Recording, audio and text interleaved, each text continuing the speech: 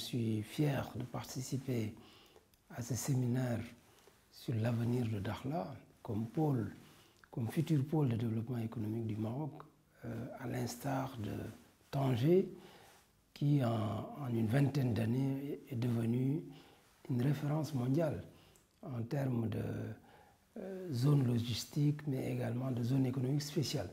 C'est un peu ce futur-là que Dakhla pourrait avoir dans les 10 à 15 prochaines années, parce que le port de Dakhla Atlantique devrait être terminé d'ici 2028. Et une fois que le port est terminé, bien évidemment, les activités industrielles vont suivre pour pouvoir impulser un développement accéléré à cette région chère du Maroc, qui a la particularité d'être la région la plus proche de l'Afrique subsaharienne, donc qui permettra de faire jouer à cette région un rôle de hub entre le Maroc et sa profondeur africaine, comme l'a si bien dit Sa Majesté le roi Mohamed VI.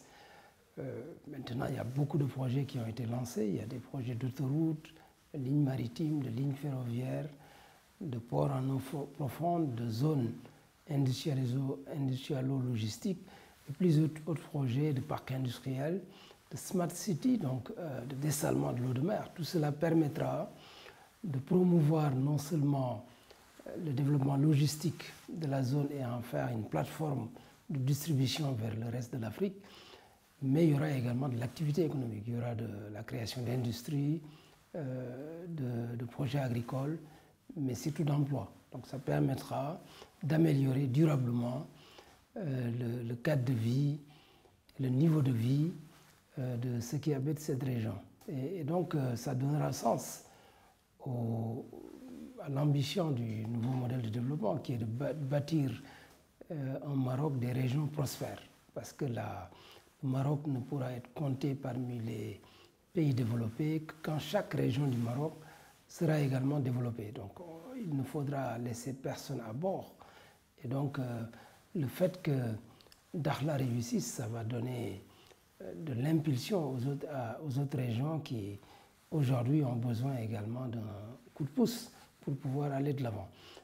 Et donc c'est extrêmement important pour nous, en tout cas qui venons du Sénégal, de nous intéresser à ce qui se fait à Dakhla, parce que ça va favoriser les liens économiques et sociaux et culturels entre le Sénégal et le Maroc, parce que si on améliore la connectivité à travers les projets d'infrastructure, on pourra nous rendre visite plus vite à travers la route, on pourra échanger plus vite, parce que déjà aujourd'hui il y a un courant d'échange, mais qui pourrait être accéléré avec les projets annoncés. Bon, s'il y a une ligne maritime aussi, ça va doper les flux d'échange. Et derrière ces flux d'échange, il y aura aussi des investissements, parce que avec la mise en œuvre de la ZLECAf, l'intégration régionale en Afrique de l'Ouest, il y a une opportunité pour faire des projets en joint venture, que ce soit au Maroc ou au Sénégal ou dans les autres parties de l'Afrique de l'Ouest, et de vendre ensemble sur le marché africain. Parce que ce qui fera le succès de la ZLECAf,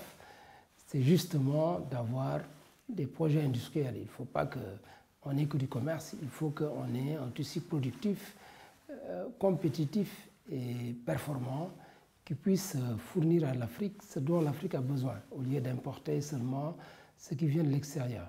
Et donc, vous voyez que ce projet-là a toutes les chances de réussir.